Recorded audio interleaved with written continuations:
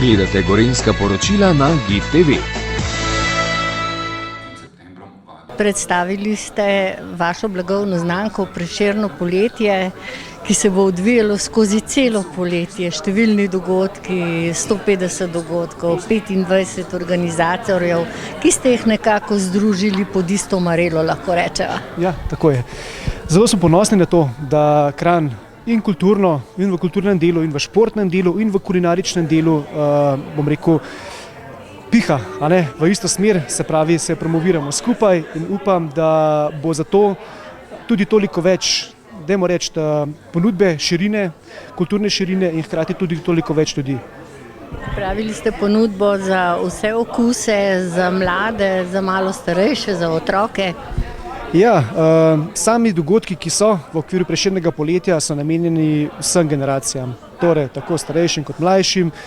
Lahko rečem tudi, da ni to samo osredotočeno na Slovenijo, vsi dogodki, ki jih imamo, so tudi, bom rekel, namenjeni tudi tujcem, tudi kar nekaj turistov pride zaradi teh kulturnih vsebin v samo mesto, tu prenoči, tudi koristi razne turistične znamenitosti in posledično pač uživa v tem mestu, tako ali drugače.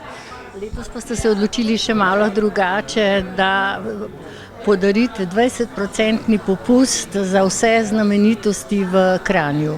Ja, ravno z tega namena, ker pač je kar nekaj takih ljudi, ki pridejo dejansko samo na nek kulturni dogodek, smo dali neko dodatno spodbudo, da si ogledajo mesto, da podoživijo to naše mesto.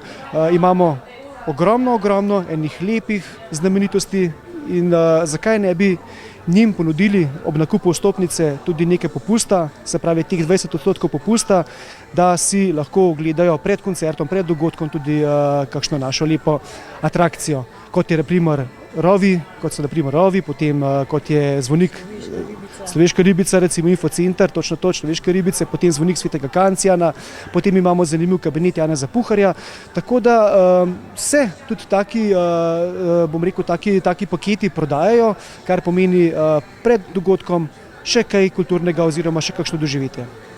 Glede na to, da je kolesarstvo v zadnjem času na prvem mestu, je tudi Kranj postaja športno mesto kolesarstva in se bo odvijala tudi ena prireditev, najprej za otroke, potem za starejšo generacijo. Ja, zelo smo ponosni, da že tretje leto tudi gostimo franšizo Tour de France, to je amaterska dirka La Etape. Ta se bo odvijala 7. in pa 8. septembra.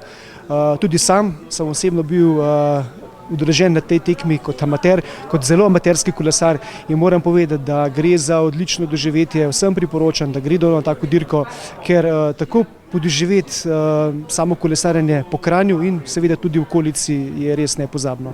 Udeležili ste se te novinarske konference Turizma Kranj in tukaj so bili predstavljeni številni dogodki, ki se bodo zvrstili v tem poletju.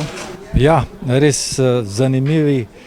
Ogromno dogodkov bo, če rečemo, v dobrih 3 mesecih, 150 dogodkov se bo dogodilo v Kranju, glasba, razne prireditve, športne, kulturne, 25 organizatorjev je združilo moči pod kapo Zavoda za turizem in kulturo Kranj. Tukaj je res iskrena in velika zahvala direktorju Klemenu Malovrhu ter pa njegovi ekipi.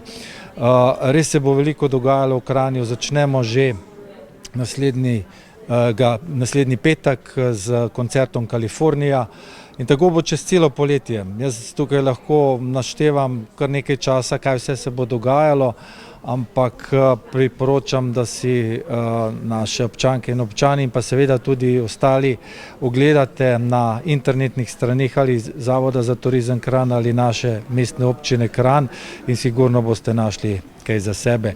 Prizorišča bodo klasična ali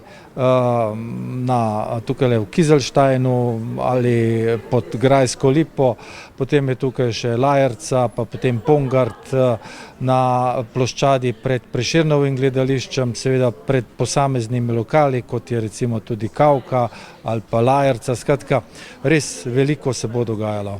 Obeta pa se tudi poseben festival. Ja, v bistvu v Kranju letos prirejamo 3 festivale. Eden se odvija, to je festival Kaos kolažov, potem imamo še filmski festival, ki se bo začel 15. junija, to je tako imenovan festival Kraft, in pa seveda fotografski festival, ki ga prirejamo že od leta 2021 z bogato mednarodno udeležbo. Skratka, te trije, da tako rečem, festivali so najbolj poznani, ne smemo pa se pozabiti seveda jazz festivala, ki ga organizirata brata Grašič na Pungartu.